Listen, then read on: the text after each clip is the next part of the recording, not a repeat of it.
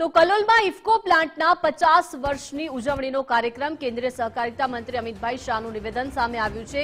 Kalol IFFCO plant સાથે બીજ સંશોધન કેન્દ્રનું ઉત્પાદન ઇફકોની માલિકી દેશના ખેડૂત ભાઈઓની 50 વર્ષની યાત્રા પૂર્ણ કરી ઇફકો ગૌરવ સાથે ઊભું છે।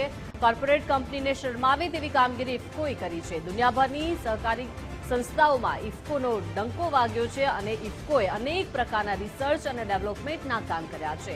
50 વર્ષ પહેલા પ્લાન્ટ નખાયો તે મોટી ક્રાંતિ ગણાતી। રિસર્ચ થકી ઉત્પાદનમાં ઇફકો ભારતમાં પ્રથમ। ઇફકોના નેનો યુરિયા ડીએપી વિશ્વમાં પહોંચ્યા છે।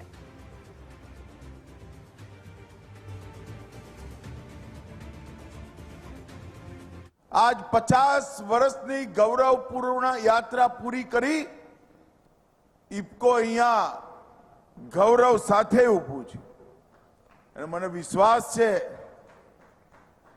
જ્યારે ઇફકોની શતાબ્દી મનાવાશે ત્યારે દુનિયાભરની સહકારી સંસ્થાઓમાં ઇફકોનો ડંકો આજની જેમ જ વાગતો હશે। ઇફકોએ અનેક પ્રકારના રિસર્ચ એન્ડ ડેવલપમેન્ટના પણ કામ કર્યા। જ્યારે ઇફકોના આ કલોલ કારખાનાનું ભૂમિપૂજન થયું